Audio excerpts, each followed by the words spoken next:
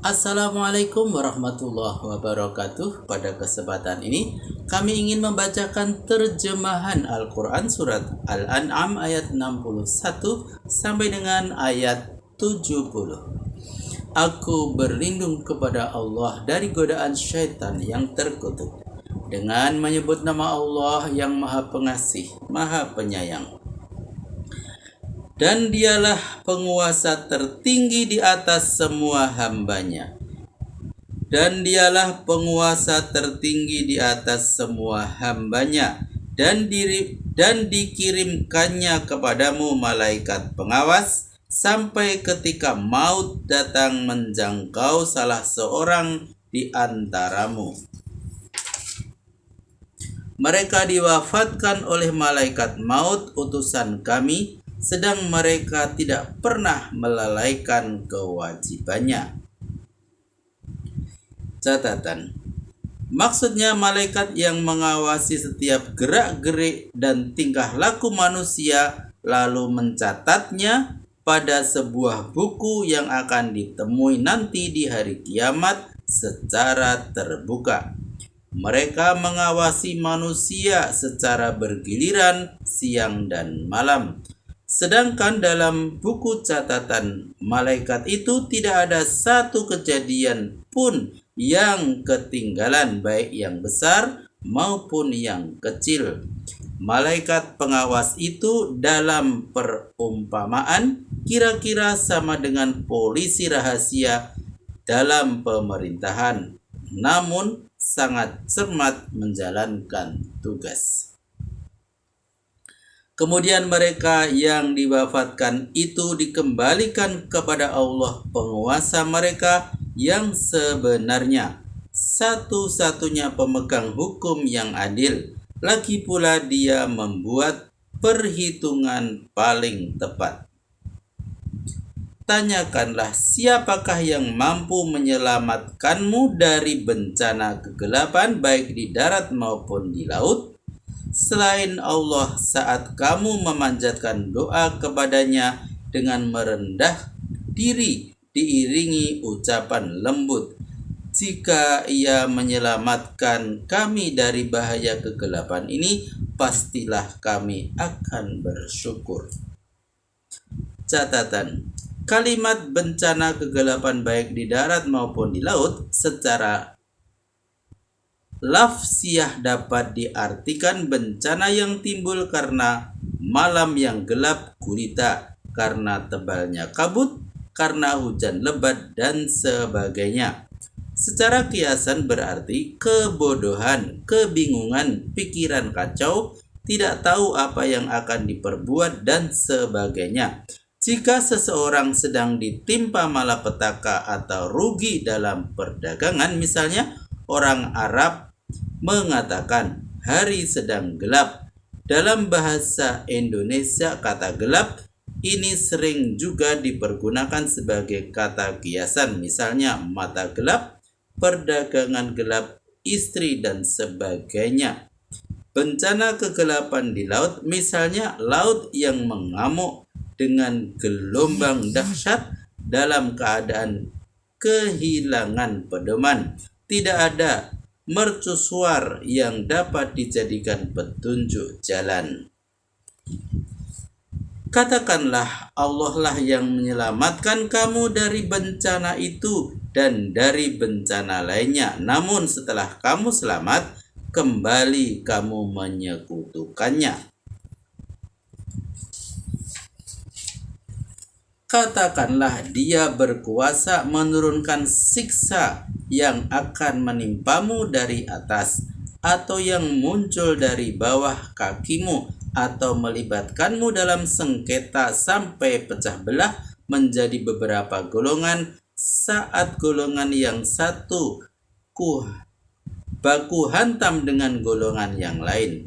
Perhatikanlah betapa kami telah mengelola ayat-ayat kami diiringi contoh yang berbeda-beda. Semoga mereka mengerti.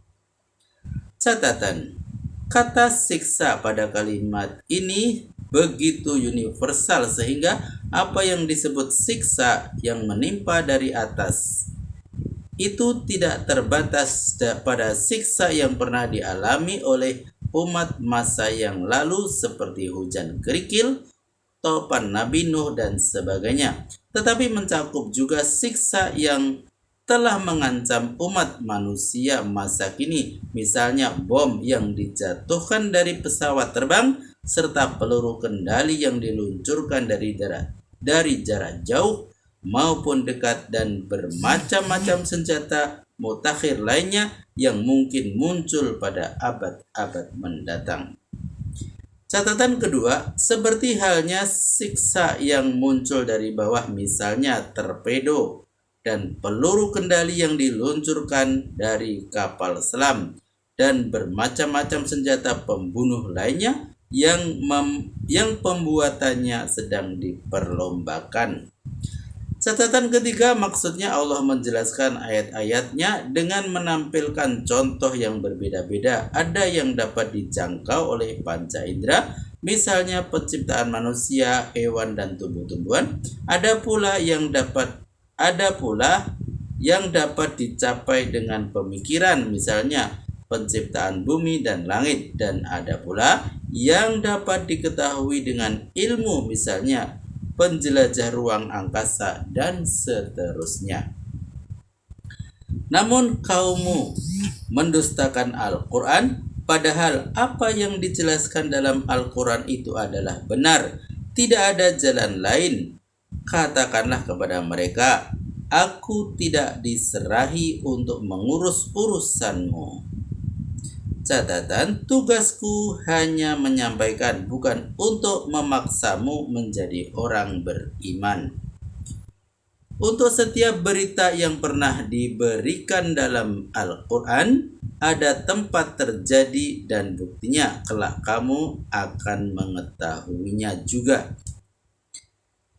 Apabila engkau melihat orang-orang yang memperolok-olokkan ayat-ayat kami, menyingkirlah dari mereka sampai mereka beralih pada pembicaraan yang lain. Dan jika kau lupa akan larangan ini oleh buaian setan, setelah kau sadar kembali, janganlah kau tetap duduk juga bersama dengan orang-orang yang zalim itu.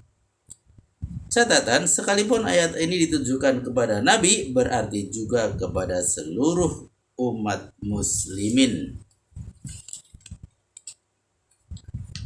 Dan terhadap orang-orang yang bertakwa, tidak sedikit pun memikul dosa orang-orang yang memperolok-olokkan ayat-ayat Allah itu, apabila mereka telah menyingkir dari mereka. Tapi larangan itu dimaksudkan supaya orang-orang mukmin itu menyingkir karena takut kepada larangan Allah. Catatan, maksudnya kalau orang-orang mukmin tidak menyingkir dari orang-orang yang memperolok-olokkan ayat-ayat Allah itu setelah mereka ingat atau sadar akan larangan Tuhan, dikhawatirkan mereka akan serupa pula dengan orang-orang yang memperolok-olokkan ayat-ayat Allah itu, yakni ikut berdosa karena mendengar olok-olok yang tidak patut mereka dengarkan, yang akhirnya mereka akan terlibat pula dalam memperolok-olokkan ayat-ayat Allah. Hal ini telah diterangkan oleh surat An-Nisa ayat 140.